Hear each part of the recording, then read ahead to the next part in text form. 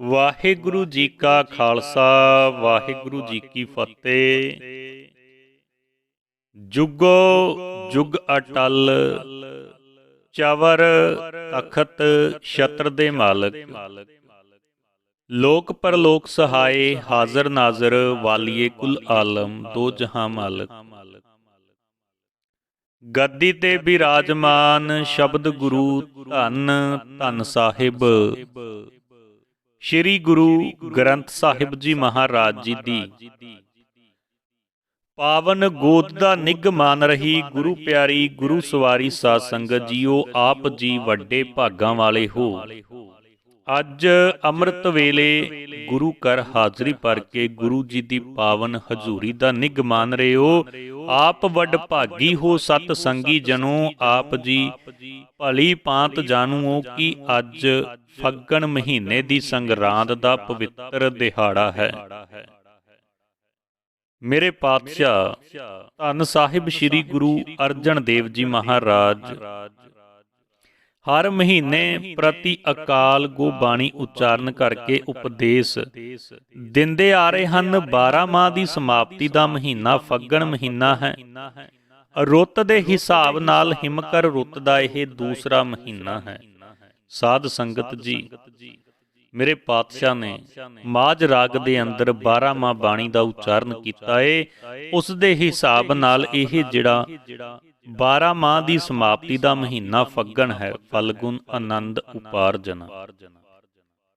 ਗੁਰੂ ਪਿਆਰੀ ਸਾਧ ਸੰਗਤ ਜੀਓ, ਆਪਾਂ ਅੱਜ ਫੱਗਣ ਮਹੀਨੇ ਦੀ ਸੰਗਰਾਂਦ ਦੇ ਦਿਹਾੜੇ ਦੇ ਉੱਪਰ ਇਸ ਸ਼ਬਦ ਦੀ ਵਿਚਾਰ ਕਰਾਂਗੇ। ਫਲਗੁਨ ਆਨੰਦ ਉਪਾਰਜਨਾ ਹਰ ਸੱਜਣ ਪ੍ਰਗਟ ਆਏ, ਜੋ ਮੇਰੇ ਪਾਤਸ਼ਾਹ ਨੇ 12 ਮਾਹ ਦੇ ਵਿੱਚ ਉਚਾਰਨ ਕੀਤਾ ਹੈ।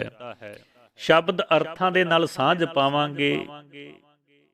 ਉਸ ਤੋਂ ਪਹਿਲਾਂ ਗੁਰੂ ਪਿਆਰੀ ਸਾਧ ਸੰਗਤ ਜੀਓ, ਆਪਣੀਆਂ ਹਾਜ਼ਰੀਆਂ ਗੁਰਦੇਵ ਪਾਤਸ਼ਾਹ ਜੀ ਦੇ ਚਰਨਾਂ ਦੇ ਵਿੱਚ ਲਗਾਓ, ਹੱਥ ਜੋੜੋ, ਮਸਤਕ ਝੁਕਾਓ, ਗੱਜ ਕੇ ਫਤਿਹ ਬੁਲਾਓ ਜੀ ਕਹੋ। ਵਾਹਿਗੁਰੂ ਜੀ ਕਾ ਖਾਲਸਾ ਵਾਹਿਗੁਰੂ ਜੀ ਕੀ ਫਤਿਹ। ਫਤਿਹ ਪ੍ਰਵਾਨ ਹੋਵੇ।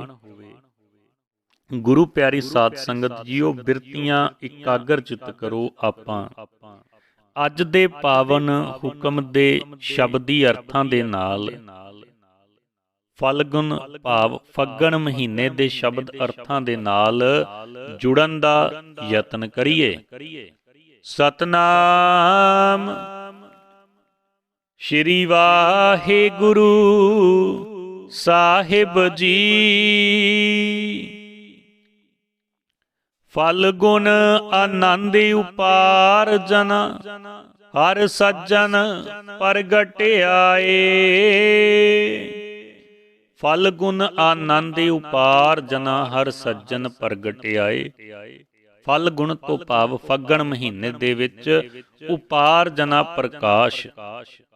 ਮੇਰੇ ਪਾਤਸ਼ਾਹ ਧੰਨ ਸਾਹਿਬ ਸ੍ਰੀ ਗੁਰੂ ਅਰਜਨ ਦੇਵ ਜੀ ਮਹਾਰਾਜ ਬਖਸ਼ਿਸ਼ ਕਰ ਰਹੇ ਨੇ। ਪਰਮ ਪਵਿੱਤਰ ਉਪਦੇਸ਼ ਬਖਸ਼ਿਸ਼ ਕਰਦੇ ਹੋਏ ਪਾਤਸ਼ਾਹ ਫਰਮਾਉਂਦੇ ਹਨ ਕਿ ਜਿਨ੍ਹਾਂ ਦੇ ਹਿਰਦੇ ਵਿੱਚ ਵਾਹਿਗੁਰੂ ਸਿਆਲੀ ਰੁੱਤ ਦੀ ਕਰੜੀ ਸਰਦੀ ਦੇ ਪਿੱਛੋਂ ਬਾਹਰ ਫਿਰਨ ਤੇ ਫੱਗਣ ਦੇ ਮਹੀਨੇ ਵਿੱਚ ਲੋਕਾਂ ਦੇ ਵਿੱਚ ਹੋਲੀਆਂ ਦੇ ਰੰਗ ਤਮਾਸ਼ਿਆਂ ਦੇ ਰਾਹੀਂ ਖੁਸ਼ੀਆਂ ਮਨਾਉਂਦੇ ਹਨ, ਪਰ ਫੱਗਣ ਦੇ ਵਿੱਚ ਉਹਨਾਂ ਜੀਵ ਇਸਤਰੀਆਂ ਦੇ ਅੰਦਰ ਆਤਮਿਕ ਆਨੰਦ ਪੈਦਾ ਹੁੰਦਾ ਏ ਜਿਨ੍ਹਾਂ ਦੇ ਹਿਰਦੇ ਵਿੱਚ ਸੱਜਣ ਹਰੀ ਪ੍ਰਤੱਖ ਵਸਦਾ ਏ। ਮੇਰੇ ਪਾਤਸ਼ਾਹ ਬਖਸ਼ਿਸ਼ ਕਰਦੇ ਨੇ ਜਿਨ੍ਹਾਂ ਦੇ ਹਿਰਦੇ ਵਿੱਚ ਵਾਹਿਗੁਰੂ ਜੋ ਲੋਕ ਪ੍ਰਲੋਕ ਦੇ ਸੱਜਣ ਮਿੱਤਰ ਹਨ, ਉਹ ਪ੍ਰਗਟ ਭਾਵ ਸਖੇ ਤਿਆਰ ਹੋ ਆਏ। ਉਹਨਾਂ ਜਗਿਆਸੂਆਂ ਦੇ ਹਿਰਦੇ ਵਿੱਚ ਆਨੰਦ ਭਾਵ ਖੁਸ਼ੀ ਉਪਾਰਜਨਾ ਪ੍ਰਾਪਤ ਹੋਈ।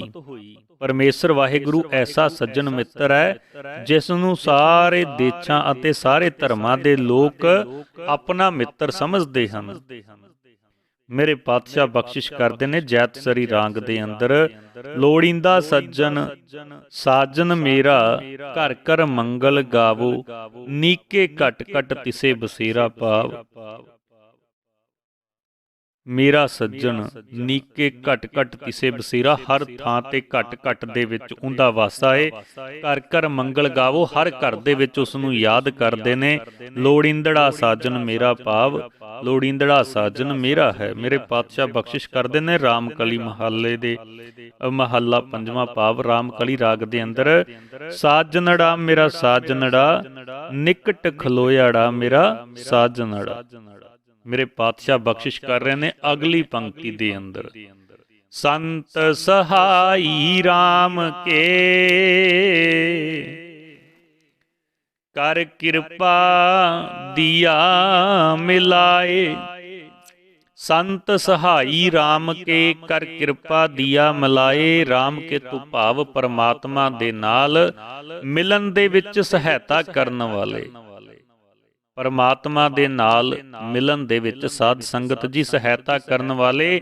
ਪਰਮਾਤਮਾ ਨਾਲ ਮਿਲਣ ਵਾਲੇ ਸਹਾਇਤਾ, ਮਿਲਣ ਦੇ ਵਿੱਚ ਸਹਾਇਤਾ ਕਰਨ ਵਾਲੇ ਸੰਤ ਜਨ ਮਿਹਰ ਕਰਕੇ ਉਹਨਾਂ ਨੂੰ ਪ੍ਰਭੂ ਦੇ ਨਾਲ ਜੋੜ ਦਿੰਦੇ ਹਨ।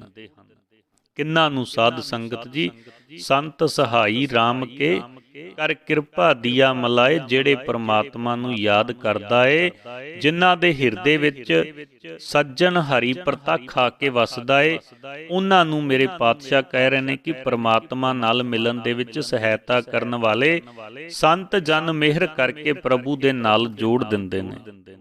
ਸਾਧ ਸੰਗਤ ਜੀ, ਭਾਈ ਆਨੰਦ ਸਿੰਘ ਦੀ ਸਾਖੀ ਦਾ ਆਪ ਜੀ ਦੇ ਨਾਲ 2 ਮਿੰਟ ਦੇ ਵਿੱਚ ਸਾਂਝ ਪਾਵਾਂਗੇ। ਇੱਕ ਭਾਈ ਆਨੰਦ ਸਿੰਘ ਨਾਮ ਦਾ ਗੁਰਮੁਖ ਸਤਿਗੁਰੂ ਜੀ ਦੀ ਸ਼ਰਨ ਵਿੱਚ ਆਇਆ ਤਾਂ ਸਤਿਗੁਰਾਂ ਨੇ ਪੁੱਛਿਆ, ਭਾਈ ਗੁਰਮੁਖਾ ਕੁਝ ਪੜ੍ਹਿਆ ਹੈ? ਤਾਂ ਕਹਿਣ ਲੱਗਾ ਕਿ ਨਹੀਂ ਜੀ, ਮੈਂ ਕੁਝ ਨਹੀਂ ਪੜ੍ਹਿਆ, ਮੈਂ ਇੱਕ ਅਨਪੜ੍ਹ ਹਾਂ। ਪਾਤਸ਼ਾਹ ਕਹਿਣ ਲੱਗੇ, ਚੱਲ ਠੀਕ ਆ ਭਾਈ, ਜੇ ਤੂੰ ਅਨਪੜ੍ਹ ਹੈ, ਤੂੰ ਕੁਝ ਨਹੀਂ ਪੜ੍ਹਿਆ। ਪਾਤਸ਼ਾਹ ਨੇ ਇੱਕ ਸਿੰਘ ਨੂੰ ਕੋਲ ਬੁਲਾਇਆ, ਸਿੰਘ ਨੂੰ ਹੁਕਮ ਦਿੱਤਾ ਕਿ ਇਸ ਸਿੰਘ ਨੂੰ ਪੜ੍ਹਾਓ, ਇਸ ਸਿੰਘ ਨੂੰ ਪੜ੍ਹਾਓ। ਜਦੋਂ 5 ਗ੍ਰੰਥੀ ਪੜ੍ਹਦਿਆਂ ਆਨੰਦ ਸਾਹਿਬ ਦੀ ਪਹਿਲੀ ਤੁਕ ਪੜ੍ਹੀ ਤਾਂ ਇਹ ਤੁਕ ਪੜ੍ਹ ਕੇ ਅੱਗੇ ਪੜ੍ਹਨੋਂ ਹਟ ਗਿਆ। ਪੜ੍ਹਾਉਣ ਵਾਲੇ ਸਿੰਘ ਨੇ ਸਤਿਗੁਰਾਂ ਜੀ ਨੂੰ ਆ ਕੇ ਦੱਸਿਆ ਕਿ ਆਨੰਦ ਸਾਹਿਬ ਦੀ ਇੱਕ ਤੁਕ ਪੜ੍ਹਨ ਦੇ ਮਗਰੋਂ ਫਿਰ ਪੜ੍ਹਨ ਨਹੀਂ ਆਇਆ। ਤਾਂ ਸਤਿਗੁਰਾਂ ਜੀ ਨੇ ਆਨੰਦ ਸਿੰਘ ਨੂੰ ਬੁਲਾ ਕੇ ਪੁੱਛਿਆ ਕਿ ਭਾਈ ਗੁਰਮੁਖਾ, ਤੂੰ ਪੜ੍ਹਦਾ ਕਿਉਂ ਨਹੀਂ? ਤਾਂ ਸਿੱਖ ਨੇ ਬੇਨਤੀ ਕੀਤੀ, ਸੱਚੇ ਪਾਤਸ਼ਾਹ, ਜਦੋਂ ਸਤਿਗੁਰੂ ਜੀ ਆਪ ਪ੍ਰਾਪਤ ਹੋ ਗਏ ਤਾਂ ਆਨੰਦ ਹੋ ਗਿਆ, ਫਿਰ ਹੋਰ ਪੜ੍ਹਨਾ ਕੀ ਪੜ੍ਹਨਾ ਹੋਇਆ। ਇਹ ਸੁਣ ਕੇ ਮੇਰੇ ਪਾਤਸ਼ਾਹ ਬਹੁਤ ਪ੍ਰਸੰਨ ਹੋਏ। ਹੁਕਮ ਕੀਤਾ ਕਿ ਭਾਈ ਪਾਠ ਵਿਚਕਾਰ ਨਹੀਂ ਛੱਡਣਾ, ਪਾਠ ਨੂੰ ਸੰਪੂਰਨ ਪਾਠ ਦਾ ਜਿਹੜਾ ਜਾਪ ਕਰਨਾ ਹੈ, ਇਸ ਦੀ ਸੰਪੂਰਨਤਾ ਕਰ। ਸੋ ਸਾਧ ਸੰਗਤ ਜੀ, ਭਾਈ ਆਨੰਦ ਸਿੰਘ ਨੇ ਸਤਿਗੁਰਾਂ ਦਾ ਹੁਕਮ ਮੰਨ ਕੇ ਪਾਠ ਪੂਰਾ ਕੀਤਾ। ਸੋ ਗੁਰੂ ਦੀ ਬਾਣੀ ਪੜ੍ਹਨ ਤੋਂ ਉਸ ਨੂੰ ਐਸਾ ਆਨੰਦ ਪ੍ਰਾਪਤ ਹੋਇਆ ਤੇ ਸਤਿਗੁਰੂ ਜੀ ਨੂੰ ਲੋਕ ਪਰਲੋਕ ਦਾ ਸੱਜਣ ਮੰਨ ਕੇ ਕਹਿੰਦਾ ਕਿ ਜਦੋਂ ਪਰਲੋਕ ਦੇ ਸੱਜਣ ਸਤਿਗੁਰੂ ਪ੍ਰਾਪਤ ਹੋ ਗਏ, ਮਿਲ ਗਏ, ਤਾਂ ਮਨੁੱਖਾ ਸਰੀਰ ਦੇ ਵਿੱਚ ਬ੍ਰਹਮ ਆਨੰਦ ਪੈਦਾ ਹੋ ਗਿਆ। ਮਨੁੱਖਾ ਸਰੀਰ ਦੇ ਵਿੱਚ ਬ੍ਰਹਮ ਆਨੰਦ ਪੈਦਾ ਹੋ ਗਿਆ। ਇਸੇ ਤਰ੍ਹਾਂ ਮੇਰੇ ਪਾਤਸ਼ਾਹ ਕਹਿ ਰਹੇ ਨੇ, ਸੰਤ ਸਹਾਈ ਰਾਮ ਕੇ ਕਰ ਕਿਰਪਾ ਦੀਆ ਮਲਾਏ। ਭਾਵ ਸੰਤ ਭਗਤ ਜਿਨ੍ਹਾਂ ਨੂੰ ਸਾਸ ਗਰਾਸ ਪ੍ਰਭੂ ਦਾ ਨਾਮ ਨਹੀਂ ਵਿਸਰਦਾ, ਉਹ ਜਗਿਆਸੂ ਦੇ ਹਿਰਦੇ ਵਿੱਚ ਵਾਹਿਗੁਰੂ ਦਾ ਪ੍ਰੇਮ ਪੈਦਾ ਕਰਨ ਵਿੱਚ ਸਹਾਇਕ ਹਨ। ਅਸੀਂ ਇਕੱਲੇ ਪ੍ਰੇਮ ਨਹੀਂ ਕਰ ਸਕਦੇ। ਇਹ ਦਾਤ ਸਾਧ ਸੰਗਤ ਦੁਆਰਾ ਪ੍ਰਾਪਤ ਹੁੰਦੀ ਹੈ। ਜਿਸ ਤਰ੍ਹਾਂ ਇੱਕ ਜ਼ਹਿਰੀਲੇ ਸੁਭਾਅ ਦੀਆਂ ਮੱਖੀਆਂ ਸਭ ਮਿਲ ਕੇ ਫੁੱਲਾਂ ਦੇ ਵਿੱਚੋਂ ਰਸ ਲਿਆ ਕੇ ਸ਼ਹਿਦ ਪੈਦਾ ਕਰ ਲੈਂਦੀਆਂ ਹਨ, ਸਾਧ ਸੰਗਤ ਜੀ ਇਸੇ ਤਰ੍ਹਾਂ ਹੀ ਪੜ੍ਹੇ ਹੋਏ, ਅਨਪੜ੍ਹ, ਊਚ ਨੀਚ, ਮੂਰਖ, ਸਿਆਣੇ, ਸਭ ਤਰ੍ਹਾਂ ਦੇ ਲੋਕ, ਸਭ ਤਰ੍ਹਾਂ ਦੀ ਸੰਗਤ ਇਕੱਠੀ ਬੈਠ ਕੇ ਗੁਰੂ ਦੀ ਹਜ਼ੂਰੀ ਦੇ ਵਿੱਚ ਪ੍ਰਭੂ ਦਾ ਜਸ ਗਾਉਂਦੇ ਨੇ, ਉਸ ਅਕਾਲ ਪੁਰਖ ਵਾਹਿਗੁਰੂ ਦਾ ਨਾਮ ਜਪਦੇ ਨੇ, ਸਿਮਰਨ ਕਰਦੇ ਨੇ। ਭਜਨ ਬੰਦਗੀ ਸਿਫਤ ਸਲਾਹ ਕਰਦੇ ਨੇ, ਗੁਰੂ ਸ਼ਬਦ ਨਾਲ ਮਿਲ ਕੇ ਸ਼ਾਇਦ ਇਕੱਠਾ ਕਰਨ ਦੀ ਤਰ੍ਹਾਂ ਚੰਗੇ ਖਿਆਲ ਕਰਦੇ ਨੇ, ਚੰਗੇ ਖਿਆਲ ਇਕੱਠੇ ਕਰਦੇ ਨੇ, ਜਿਨ੍ਹਾਂ ਨੂੰ ਉਹ ਪਰਮੇਸ਼ਰ ਵਿਸਰਦਾ ਨਹੀਂ। ਉਹ ਅਰਬ ਦੇਸ਼ ਦੀਆਂ ਪੱਕੀਆਂ ਖੰਜੂਰਾਂ ਦੀ ਤਰ੍ਹਾਂ ਨੇ। ਬਾਬਾ ਫਰੀਦ ਜੀ, ਭਗਤ ਫਰੀਦ ਜੀ ਸ਼ਲੋਕ ਦੇ ਅੰਦਰ ਬਖਸ਼ਿਸ਼ ਕਰਦੇ ਨੇ, ਫਰੀਦਾ ਰੱਬ ਖੰਜੂਰੀ ਪੱਕੀਆਂ, ਮਾਖਿਆ ਨਹੀਂ ਵਿਹਨ, ਜੋ ਜੋ ਵੰਜੈ ਡੀਹੜਾ, ਸੋ ਉਮਰ ਹੱਥ ਪਵਨ। ਭਾਵ ਪੱਕੀਆਂ ਖੰਜੂਰਾਂ ਦੀ ਤਰ੍ਹਾਂ ਉਹ ਪੱਕੇ ਜੀਵਨ ਵਾਲੇ ਹਨ। ਉਹਨਾਂ ਦੀ ਹੰਗਤ ਰੂਪ ਕਚਿਆਈ ਨਿਕਲ ਚੁੱਕੀ ਹੈ। ਉਹ ਪ੍ਰਭੂ ਦੇ ਗੁਣ ਗਾਉਂਦੇ ਹਨ ਤਾਂ ਅੰਮ੍ਰਿਤ ਰਸ ਦੀਆਂ ਨਦੀਆਂ ਸਾਧ ਸੰਗਤ ਜੀ ਵਗ ਪੈਂਦੀਆਂ ਨੇ। ਮੇਰੇ ਪਾਤਸ਼ਾਹ ਬਖਸ਼ਿਸ਼ ਕਰ ਰਹੇ ਨੇ ਅਗਲੀ ਪੰਕਤੀ ਦੇ ਅੰਦਰ, ਸੇਜ ਸੁਹਾਵੀ ਸਰਬ ਸੁਖ, ਹੁਣ ਦੁੱਖਾਂ ਨਾਹੀ ਜਾਏ। ਸੇਜ ਸੁਹਾਵੀ ਸਰਬ ਸੁਖ, ਹੁਣ ਦੁੱਖਾਂ ਨਾਹੀ ਜਾਏ। ਜਿਸ ਵੇਲੇ ਸ਼ਾਂਤ ਆਤਮਾ ਸੰਤ ਰੂਪ ਗੁਰੂ ਦੀ ਕਿਰਪਾ ਨਾਲ ਪਤੀ ਰੂਪ ਪਰਮਾਤਮਾ ਦਾ ਜੀਵ ਰੂਪ ਇਸਤਰੀ ਨੂੰ ਮਿਲਾਪ ਹੋ ਗਿਆ, ਉਹ ਮਿਲਾਪ ਦੀ ਭਾਵਨਾ ਇਸ ਤੁਕ ਦੇ ਅੰਦਰ ਮੇਰੇ ਪਾਤਸ਼ਾਹ ਪ੍ਰਗਟ ਕਰ ਰਹੇ ਨੇ। ਸੇਜ ਸੁਹਾਵੀ ਸਰਬ ਸੁਖ, ਹੁਣ ਦੁੱਖਾਂ ਨਾਹੀ ਜਾਏ। ਉਹਨਾਂ ਦੀ ਹਿਰਦਾ ਸੇਜ ਸੁੰਦਰ ਬਣ ਗਈ, ਉਹਨਾਂ ਨੂੰ ਸਾਰੇ ਸੁੱਖ ਪ੍ਰਾਪਤ ਹੋ ਜਾਂਦੇ ਹਨ। ਫਿਰ ਦੁੱਖਾਂ ਦੇ ਲਈ ਉਹਨਾਂ ਦੇ ਹਿਰਦੇ ਵਿੱਚ ਕਿਤੇ ਰਤਾ ਥਾਂ ਨਹੀਂ ਰਹਿ ਜਾਂਦੀ। ਰੂਪਕ ਅਲੰਕਾਰ ਹੈ ਕਿ ਜਿਵੇਂ ਪਤੀ ਵਰਤਾ ਔਰਤ ਨੂੰ ਵਿਛੜਿਆ ਪਤੀ ਮਿਲ ਜਾਵੇ, ਉਹ ਐਸਾ ਅਨੁਭਵ ਕਰਦੀ ਹੈ ਕਿ ਮੈਨੂੰ ਹੁਣ ਸਰਬ ਭਾਵ ਸਾਰੇ ਸੁੱਖ ਆਨੰਦ ਮਿਲ ਗਏ, ਮੇਰੀ ਸੇਜਾ ਵੀ ਸ਼ੋਭਨੀਕ ਹੋ ਗਈ, ਹੁਣ ਦੁੱਖਾਂ ਨੂੰ ਕੋਈ ਜਾਏ ਜਗ੍ਹਾ ਨਹੀਂ ਹੈ। ਸੋ ਇਸੇ ਤਰ੍ਹਾਂ ਹੀ ਅੰਤਰੀਵ ਭਾਵ ਦੇ ਵਿੱਚ ਸੇਜਾ ਪਤੀ ਔਰ ਸੁੱਖ ਦਾ ਇਤਨਾ ਹੀ ਫਰਕ ਹੈ ਕਿ ਉਹ ਬਾਹਜ ਹਨ, ਇਹ ਅੰਤਰੀਵ ਹਨ। ਪਰਮੇਸ਼ਰ ਰੂਪ ਪਤੀ ਤੇ ਸੂਰਤ ਰੂਪ ਇਸਤਰੀ ਹੈ। ਦੇਹ ਦੀਆਂ ਇੰਦਰਾਂ ਸਾਰੀਆਂ ਗੋਲੀਆਂ ਹਨ। ਲਿਵ ਜੁੜਨ ਕਰਕੇ ਅਭੇਦਤਾ ਰੂਪੀ ਮਿਲਾਪ ਹੋਣ ਦੇ ਕਰਕੇ ਸੁੱਖਾਂ ਦੀ ਪ੍ਰਾਪਤੀ ਹੁੰਦੀ ਹੈ। ਸ਼ਰਧਾ ਰੂਪੀ ਸੇਜ ਹੈ, ਮਨ ਬੁੱਧ ਚਿੱਤ ਹੰਕਾਰ, ਇਹ ਚਾਰੇ ਪਾਵੇ ਹਨ। ਅੰਤ ਹੈ ਕਰਨ ਦੀਆਂ ਚਾਰ ਬਿਰਤੀਆਂ, ਰੂਪ ਬਾਹੀਆਂ ਤੇ ਸੇਰਵੇ ਹਨ। ਪ੍ਰੇਮ ਰੂਪੀ ਬਾਣ ਹੈ, ਤੁਲਤਾ ਰੂਪ ਤਲਾਈਏ ਤੇ ਮਮਤਾ ਰੂਪ ਵਛਾਈਏ। ਸਾਧ ਸੰਗਤ ਜੀ ਪਾਤਸ਼ਾਹ ਬਖਸ਼ਿਸ਼ ਕਰ ਰਹੇ ਨੇ ਅਗਲੀ ਪੰਕਤੀ ਦੇ ਅੰਦਰ, ਇਛ ਪੁੰਨੀ ਵੱਡ ਭਾਗਣੀ, ਵਰ ਪਾਇਆ ਹਰ ਜਾਏ। ਇਛ ਪੁੰਨੀ ਵੱਡ ਭਾਗਣੀ, ਵਰ ਪਾਇਆ ਹਰ ਜਾਏ। ਵਰ ਤੋਂ ਭਾਵ ਖਸਮ। ਗਵਾਹੀ ਗਾਵਹੀ ਗਾਵ ਹੈ, ਗਾਉਂਦੀਆਂ ਹਨ। ਉਹ ਵੱਡ ਭਾਗਣ ਜੀਵ ਇਸਤਰੀਆਂ ਦੀ ਮਨੋਕਾਮਨਾ ਪੂਰੀ ਹੋ ਜਾਂਦੀ ਹੈ, ਉਹਨਾਂ ਨੂੰ ਹਰੀ ਪ੍ਰਭੂ ਖਸਮ ਮਿਲ ਪੈਂਦਾ ਹੈ। ਮੇਰੇ ਪਾਤਸ਼ਾਹ ਬਖਸ਼ਿਸ਼ ਕਰ ਰਹੇ ਨੇ ਕਿ ਜਿਸ ਜਗਿਆਸੂ ਰੂਪ ਇਸਤਰੀ ਨੇ ਉਸ ਮਾਲਕ ਅਕਾਲ ਪੁਰਖ ਵਾਹਿਗੁਰੂ ਦੀ ਵਡਿਆਈ ਪ੍ਰਾਪਤ ਕਰ ਲਈ ਹੈ, ਪਰਮਾਤਮਾ ਨੂੰ ਪ੍ਰਾਪਤ ਕਰ ਲਿਆ ਹੈ। ਵੱਡੇ ਭਾਗਾਂ ਵਾਲੀ ਉਹ ਪ੍ਰਭੂ ਮਿਲਾਪ ਦੀ ਉਸਦੀ ਇੱਛਾ ਜਿਹੜੀ ਉਹ ਸੰਪੂਰਨ ਹੋ ਜਾਂਦੀ ਹੈ। ਮਿਲ ਸਹੀਆ ਮੰਗਲ ਗਾਵਈ, ਗੀਤ ਗੋਵਿੰਦ ਆਲਾਏ। ਮਿਲ ਸਹੀਆ ਮੰਗਲ ਗਾਵਈ, ਗੀਤ ਗੋਵਿੰਦ ਆਲਾਏ। ਮੰਗਲ ਤੋਂ ਭਾਵ ਖੁਸ਼ੀ ਦਾ ਗੀਤ, ਆਤਮਿਕ ਆਨੰਦ ਪੈਦਾ ਕਰਨ ਵਾਲਾ ਗੀਤ, ਸਿਫਤ ਸਲਾਹ ਦੀ ਬਾਣੀ ਅਲਾਏ ਉਚਾਰ ਕੇ ਆਲਾਪ ਕੇ, ਸਤ ਸੰਗੀ ਸਹੇਲੀਆਂ ਦੇ ਨਾਲ ਰਲ ਕੇ ਗੋਵਿੰਦ ਦੀ ਸਿਫਤ ਸਲਾਹ ਦੇ ਗੀਤ ਆਲਾਪ ਕੇ ਆਤਮਿਕ ਆਨੰਦ ਪੈਦਾ ਕਰਨ ਵਾਲੀ ਗੁਰਬਾਣੀ ਗਾਉਂਦੀਆਂ ਹਨ। ਮੇਰੇ ਪਾਤਸ਼ਾਹ ਬਖਸ਼ਿਸ਼ ਕਰਦੇ ਨੇ ਰਾਮਕਲੀ ਰਾਗ ਦੇ ਅੰਦਰ ਹੀ, ਹਰ ਮੰਗਲ ਗਾਓ ਸਖੀ ਗ੍ਰਹਿ ਮੰਦਰ ਬਣਿਆ। ਹਰ ਮੰਗਲ ਗਾਓ ਸਖੀ ਗ੍ਰਹਿ ਮੰਦਰ ਬਣਿਆ ਭਾਵ ਸਾਧ ਸੰਗਤ ਜੀ।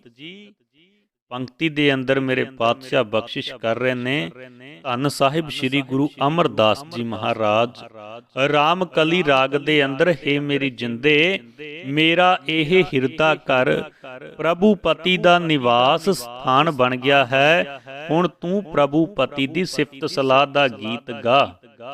ਮਿਲ ਸਹੀਆ ਮੰਗਲ ਗਾਵਹੀ ਗੀਤ ਗੋਵਿੰਦ ਇਲਾਏ।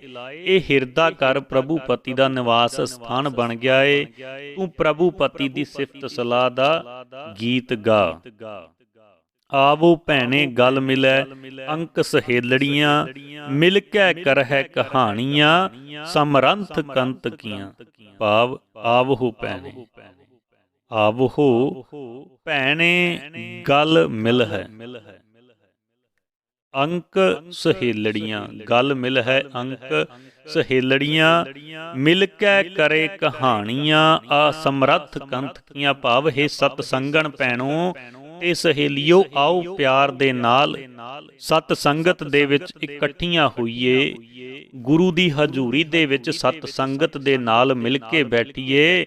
ਮਿਲ ਕੇ ਕਰੇ ਕਹਾਣੀਆਂ ਸਮਰੱਥ ਕੰਤ ਕੀਆਂ। ਸਤ ਸੰਗਤ ਦੇ ਵਿੱਚ ਮਿਲ ਕੇ ਉਸ ਪ੍ਰਭੂ ਸਮਰੱਥ ਸਭ ਤਾਕਤਾਂ ਵਾਲਾ ਕਰਹਿ ਆਓ ਅਸੀਂ ਕਰੀਏ, ਖਸਮ ਪ੍ਰਭੂ ਦੀਆਂ ਗੱਲਾਂ ਕਰੀਏ ਜੋ ਸਾਰੀਆਂ ਤਾਕਤਾਂ ਦਾ ਵਾਲਾ ਹੈ।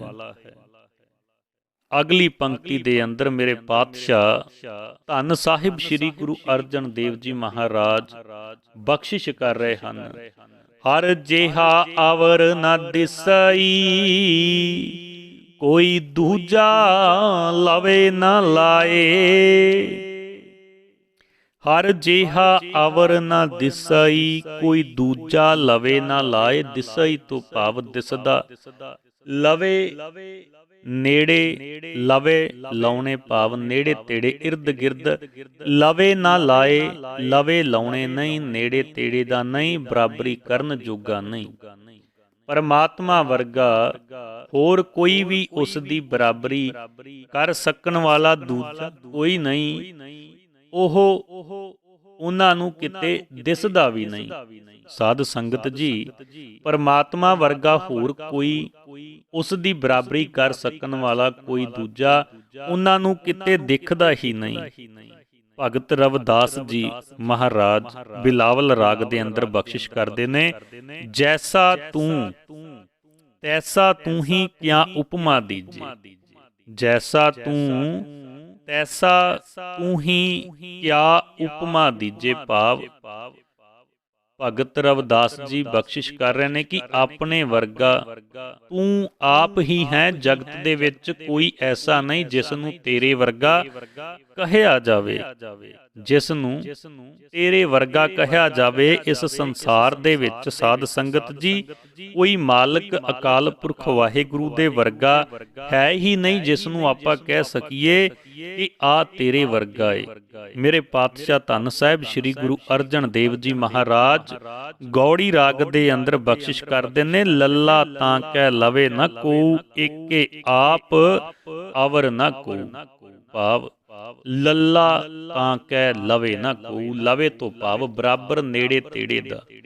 ਉਸ ਪਰਮਾਤਮਾ ਦੇ ਬਰਾਬਰ ਦਾ ਕੋਈ ਹੋਰ ਨਹੀਂ ਹੈ। ਏਕੇ ਆਪ ਅਵਰ ਨਾ ਹੋ। ਭਾਵ ਆਪਣੇ ਆਪ ਵਰਗਾ ਉਹ ਮਾਲਕ, ਉਹ ਅਕਾਲ ਪੁਰਖ ਵਾਹਿਗੁਰੂ ਆਪ ਹੀ ਹੈ। ਉਸ ਵਰਗਾ ਕੋਈ ਹੋਰ ਨਹੀਂ। ਹੋਵਨਹਾਰ ਹੋਤ ਸਦ ਆਇਆ, ਊਆ ਕਾ ਅੰਤ ਨਾ ਕਾਹੂ ਪਾਇਆ। ਸਦਾ ਤੋਂ ਉਹ ਹੋਂਦ ਵਾਲਾ ਚੱਲਿਆ ਆ ਰਿਹਾ ਏ, ਕਿਸੇ ਨੇ ਉਸ ਦੀ ਹਸਤੀ ਦਾ ਅਖੀਰਲਾ ਬੰਨਾ ਨਹੀਂ ਪਾਇਆ। ਹਾਲਤ ਪਲਤ ਸਵਾਰਿਉਨ ਨਿਹਚਲ ਦਿੱਤਿਅਨ ਜਾਏ। ਹਾਲਤ ਪਲਤ ਸਵਾਰਿਅਨ ਨਿਹਚਲ ਦਿੱਤਿਅਨ ਜਾਏ। ਉਸ ਪਰਮਾਤਮਾ ਨੇ ਉਹਨਾਂ ਸਤ ਸੰਗੀਆਂ ਦਾ ਲੋਕ ਪਰਲੋਕ ਸਵਾਰ ਦਿੱਤਾ। ਉਹਨਾਂ ਨੂੰ ਆਪਣੇ ਚਰਨਾਂ ਦੇ ਵਿੱਚ ਲਿਵਹੀਣਤਾ ਵਾਲੀ ਐਸੀ ਥਾਂ ਬਖਸ਼ੀ ਜੋ ਕਦੇ ਡੋਲਦੀ ਨਹੀਂ। ਦੋਵੇਂ ਥਾਂ ਰੱਖੇ ਗੁਰਸੂਰੇ, ਹਲਤ ਪਲਤ ਪਾਰ ਬ੍ਰਹਮ ਸਵਾਰੇ। ਕਾਰਜ ਸਗਲੇ ਪੂਰੇ ਭਾਵ ਉਸ ਮਾਲਕ ਅਕਾਲ ਪੁਰਖ ਵਾਹਿਗੁਰੂ ਨੇ ਕਿਰਪਾ ਰਹਿਮਤ ਬਖਸ਼ਿਸ਼ ਕਰ ਦਿੱਤੀ। ਸੰਸਾਰ ਸਾਗਰ ਤੇ ਰਖਿਅਨ ਬਹੁੜ ਨਾ ਜਨਮੇ ਧਾਏ। ਸੰਸਾਰ ਸਾਗਰ ਤੇ ਰਖਿਅਨ ਬਹੁੜ ਨਾ ਜਨਮੇ ਧਾਏ। ਰਖਿਅਨ ਤੋਂ ਭਾਵ ਉਸ ਹਰੀ ਨੇ ਰੱਖ ਲਏ, ਧਾਏ ਭਟਕਣਾ। ਪ੍ਰਭੂ ਨੇ ਸੰਸਾਰ ਸਮੁੰਦਰ ਤੋਂ ਉਹਨਾਂ ਨੂੰ ਹੱਥ ਦੇ ਕੇ ਰੱਖ ਲਿਆ। ਜਨਮਾਂ ਦੇ ਗੇੜ ਦੇ ਵਿੱਚ ਮੁੜ ਉਹਨਾਂ ਦੀ ਦੌੜ ਭੱਜ ਨਹੀਂ ਹੁੰਦੀ। ਸਾਧ ਸੰਗਤ ਜੀ ਕਿੰਨਾਂ ਦੀ, ਜਿਨ੍ਹਾਂ ਨੂੰ ਮਾਲਕ ਅਕਾਲ ਪੁਰਖ ਵਾਹਿਗੁਰੂ ਨੇ ਆਪਣਾ ਹੱਥ ਦੇ ਕੇ ਰੱਖ ਦਿਲਿਆ। ਵਡਹੰਸ ਰਾਗ ਦੇ ਅੰਦਰ ਮੇਰੇ ਪਾਤਸ਼ਾਹ ਧੰਨ ਸਾਹਿਬ ਸ੍ਰੀ ਗੁਰੂ ਅਰਜਨ ਦੇਵ ਜੀ ਮਹਾਰਾਜ ਬਖਸ਼ਿਸ਼ ਕਰਦੇ ਨੇ, ਸੰਸਾਰ ਸਾਗਰ ਤੇ ਕੱਢ ਦੇ ਹਾਥੀ। ਇਹੋ ਜਿਹੇ ਭਿਆਨਕ ਸੰਸਾਰ ਦੇ ਵਿੱਚੋਂ ਗੋਤੇ ਖਾਂਦੇ ਜੀਵਾਂ ਨੂੰ ਕਿਰਪਾ ਕਰਕੇ ਇਕਨਾਂ ਨੂੰ ਤੂੰ ਸਤ ਸੰਗਤ ਦੁਆਰਾ ਆਪਣੇ ਨਾਲ ਮਿਲਾ ਲਿਆ ਹੈ। ਜਿਹਵਾ ਏਕ ਅਨੇਕ ਗੁਣ ਤਰੇ ਨਾਨਕ ਚਰਨੀ ਪਾਏ। ਜਿਹਵਾ ਏਕ ਅਨੇਕ ਗੁਣ ਤਰੇ ਨਾਨਕ ਚਰਨੀ ਪਾਏ।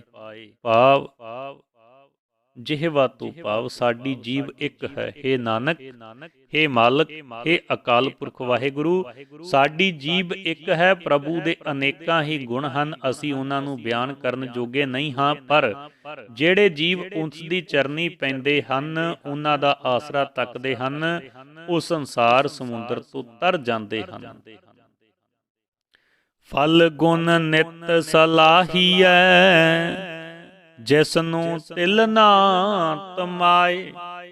ਫਲ ਗੁਣ ਨਿਤ ਸਲਾਹੀਐ ਜਿਸ ਨੂੰ ਤਿਲ ਨਾ ਤਮਾਏ। ਤਿਲ ਤੋਂ ਭਾਵ ਸਾਧ ਸੰਗਤ ਜੀ ਰਤਾ ਭਰ। ਰਤਾ ਵੀ ਤਮਾਏ ਲਾਲਚ। ਫੱਗਣ ਦੇ ਮਹੀਨੇ ਵਿੱਚ, ਹੋਲੀਆਂ ਆਦਿਕ ਦੇ ਵਿੱਚ ਆਨੰਦ ਲੱਭਣ ਦੀ ਥਾਂ ਉਸ ਪਰਮਾਤਮਾ ਦੀ ਸਿਫਤ ਸਲਾਹ ਕਰਨੀ ਚਾਹੀਦੀ ਹੈ। ਉਸ ਮਾਲਕ ਅਕਾਲ ਪੁਰਖ ਵਾਹਿਗੁਰੂ ਦੀ ਵਡਿਆਈ ਕਰਨੀ ਚਾਹੀਦੀ ਹੈ। ਆਪਣੀ ਵਡਿਆਈ ਜਿਸ ਨੂੰ ਆਪਣੀ ਵਡਿਆਈ ਕਰਾਉਣ ਦਾ ਰਤਾ ਵੀ ਲਾਲਚ ਨਹੀਂ। ਇਸ ਵਿੱਚ ਸਾਡਾ ਹੀ ਭਲਾ ਹੈ। ਸਾਧ ਸੰਗਤ ਜੀ, ਮਾਲਕ ਅਕਾਲ ਪੁਰਖ ਵਾਹਿਗੁਰੂ ਨੂੰ ਲਾਲਚ ਨਹੀਂ ਵੀ ਅਸੀਂ ਉਸ ਦੀ ਵਡਿਆਈ ਕਰੀਏ। ਉਸ ਪਰਮਾਤਮਾ ਦੀ ਸਿਫਤ ਸਲਾਹ ਕਰਨ ਦੇ ਨਾਲ ਸਾਡਾ ਹੀ ਭਲਾ ਹੋਣਾ ਹੈ। ਮੇਰੇ ਪਾਤਸ਼ਾਹ ਕਿਰਪਾ ਰਹਿਮਤ ਬਖਸ਼ਿਸ਼ ਕਰਨ, ਸਾਰੀ ਸਿੱਖ ਸੰਗਤ ਦੀ ਹਾਜ਼ਰੀ ਦਰ ਤੇ ਪ੍ਰਵਾਨ ਕਰਨ। ਇਹ ਸਨ ਅੱਜ ਦੇ ਪਾਵਨ ਹੁਕਮ ਦੇ ਅਖਰੀ ਵਿਚਾਰ ਕਰਦਿਆਂ, ਬਾਣੀ ਪੜ੍ਹਦਿਆਂ ਦਾਸਰਿਆਂ ਤੋਂ ਇੱਕ ਨਹੀਂ ਅਨੇਕ ਪ੍ਰਕਾਰ ਦੀਆਂ ਤਰੁੱਟੀਆਂ ਰਹਿ ਗਈਆਂ ਹੋਣਗੀਆਂ। ਗੁਰੂ ਕੀ ਸੰਗਤ ਅਤੇ ਗੁਰੂ ਬਖਸ਼ਣ ਯੋਗ ਹੈ ਜੀ, ਬਖਸ਼ ਲੈਣਾ। ਧੰਨ ਧੰਨ ਸਾਹਿਬ ਸ੍ਰੀ ਗੁਰੂ ਅਰਜਨ ਦੇਵ ਜੀ ਮਹਾਰਾਜ ਕਿਰਪਾ ਰਹਿਮਤ ਬਖਸ਼ਿਸ਼ ਕਰਨ। ਸਾਰੀ ਹੀ ਸਿੱਖ ਸੰਗਤ ਨੂੰ ਆਪਣੇ ਦਰੋਂ ਘਰੋਂ ਗੁਰਸਿੱਖੀ ਵਾਲਾ ਜੀਵਨ, ਨਾਮ ਦੀਆਂ ਦਾਤਾਂ, ਅੰਮ੍ਰਿਤ ਦੀਆਂ ਦਾਤਾਂ, ਨਿਤਨੇਮ ਦੀਆਂ ਦਾਤਾਂ ਬਖਸ਼ਿਸ਼ ਕਰਨ। ਬਾਣੇ ਬਾਣੀ ਦਾ ਧਾਰਨੀ ਬਣਾਉਣ, ਅੰਮ੍ਰਿਤ ਵੇਲੇ ਦੇ ਜਾਗਣੇ ਬਖਸ਼ਿਸ਼ ਕਰਨ। ਸਾਰੀ ਹੀ ਸਿੱਖ ਸੰਗਤ ਨੂੰ ਫੱਗਣ ਦਾ ਮਹੀਨਾ ਖੁਸ਼ੀਆਂ ਭਰਿਆ ਨਸੀਬ ਹੋਵੇ, ਖੁਸ਼ੀਆਂ ਖੇੜੇ ਲੈ ਕੇ ਆਵੇ। ਦਿਓ ਪਿਆਰ ਦੇ ਨਾਲ ਅਸੀਸ। ਕਹੋ ਵਾਹਿਗੁਰੂ।